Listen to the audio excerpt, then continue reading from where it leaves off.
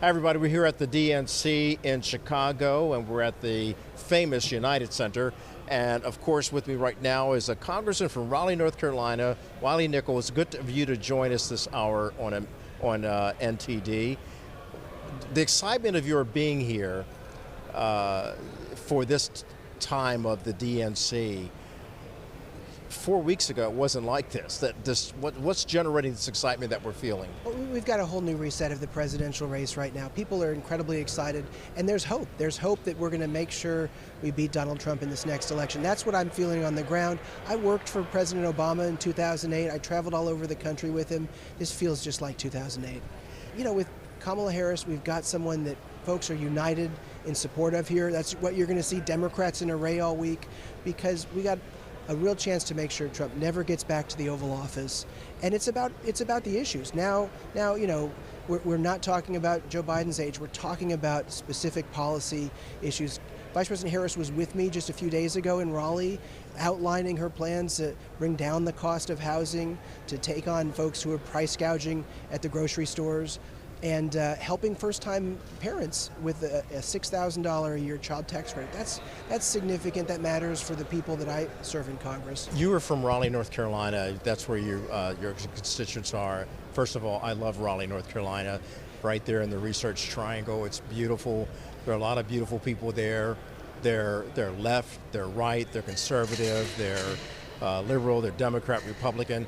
What's your message to America about bringing America together beyond this political the division that we've seen?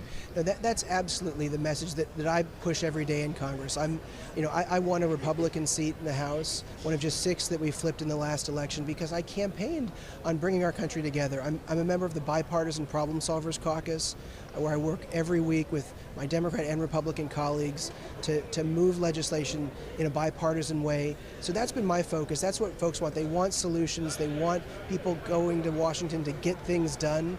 And, you know, there's only one candidate for president with a history of getting things done in a bipartisan way, and that's Kamala Harris is part of the Biden-Harris administration. And there's only one candidate who's going to go out there and reach out to every single American. And I think that's what you're going to see this week, you know, from Vice President Harris and others at the convention, talking about bringing our country together. And I certainly think you're going to hear that when you hear President Obama this week talking about, you know, what the next steps are.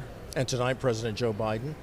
Yeah, no, Joe Biden, I think he's going to be focused on, you know, the accomplishments over the last 4 years, mentioning, certainly I know he's going to be talking about the bipartisan infrastructure law. He's going to be talking about, you know, bringing down the debt through the Inflation Reduction Act and so many of the other, you know, policy wins that we have over the last 4 years.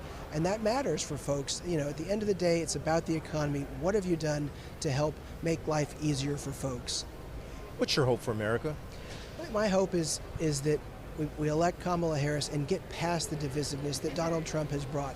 There are a lot of Republicans that are out there who are not spewing hate and division. There are, you know, Nikki Haley, you know, there are a lot of Nikki Haley supporters who are sick of what they're seeing, and I think we're going to have a message for folks who are, you know, alienated by, you know, a candidate for president who says things that my, you know, 9 and 11-year-old could never hear. I just want a president, you know, who my kids can look up to and respect, not a convicted felon who's out to protect himself. That's, I think, the contrast we see. What sparked in you this desire to publicly serve America? You know, everybody comes to the decision to run for office for different reasons. You know, my father died of cancer when I was young. You know, cancer shook our family, and you know, we had a system, a healthcare system that just doesn't work for everyone. We need to strengthen that. That was what got me into running for office, working on campaigns. I spent 20 years traveling all over the world, you know, with President Obama, Vice President Gore, to help build a better America. And I think we've got a lot more work to do, but it's an amazing challenge and a true honor to be able to be the voice for the folks I represent in North Carolina's 13th District. Your father would be proud of you. Thanks so much. God bless you. Thanks so much. Thank you.